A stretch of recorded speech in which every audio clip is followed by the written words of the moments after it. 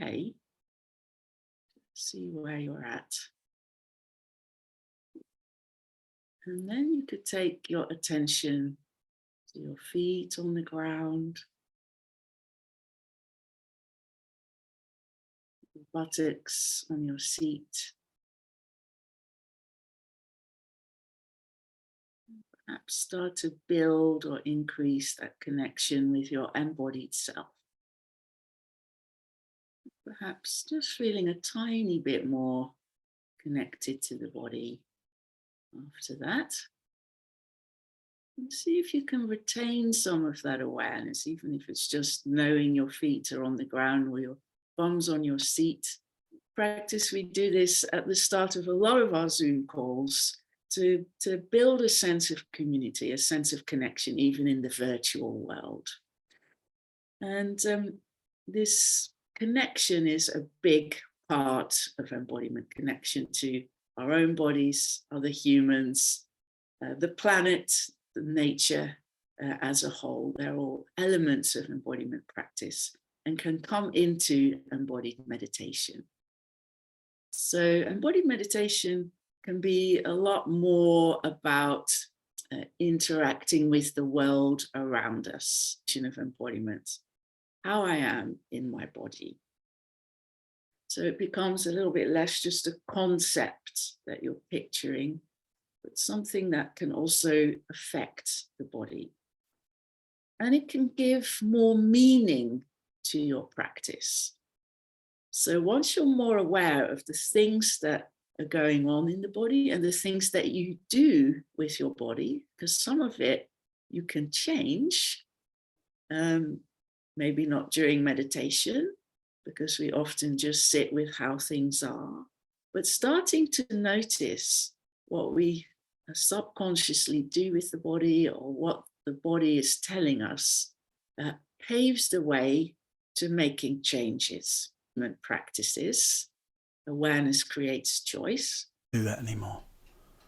So today's session really is partly about that. What happens when we can stay cool in the midst of a fire? And mostly it's about what can we do so as to know that. And these three things I want to focus on. Three primary orientations. Three primary embodied practices that really open that territory of coolness, of ease, of spaciousness, of genuine freeness of being. Open them up in the midst of the stuff of life. And those three I'm going to call embodied presence, embodied spaciousness or openness, and then embodied knowing or embodied wisdom. There's just an infinite deepening into the sense of being here in this sensory moment, this felt moment, this alive moment. An deepening sense of the feel of being here, and then the understanding of being here, and the dimensionality of being here. So I think that's helpful to consider, not an on or off switch, but an infinitely deepening trajectory. And meditation practice, there's many ways of just getting into some embodied presence. Dance, for example, any sport of various kinds, any sort of trance-like activity.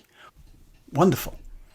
What's different in meditation is that you're learning how to be embodied, present, sensitive, awake, attuned, without the intensity.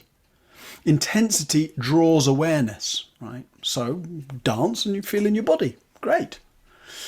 But that doesn't necessarily help you to stay present in your body when the music stops, right? When the dance ends. Because when the intensity dissolves, then we tend to go back to the former abstract patterns.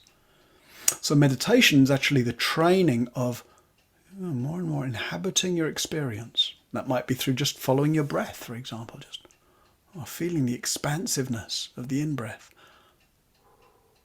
and the relaxation of the out-breath, and then ding, the way you space out, and then let's come back. So in this very small lecture, we will talk about prayer as a mindfulness practice, prayer as a resource, prayer as a repeated daily practice. And do you have a spiritual practice or not? Is it something that you feel comfortable with, or is it something that's a little bit challenging for you? Sometimes it's not the same experience for everyone, because not all of us have experienced this shift from an obligation to a chosen practice, this anchor in our life. So prayer in somatic terms can be a resource, or a way to be connected to a higher resource, doing something.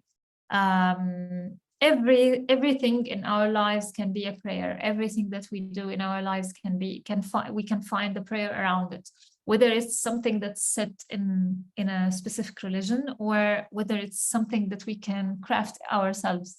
We can start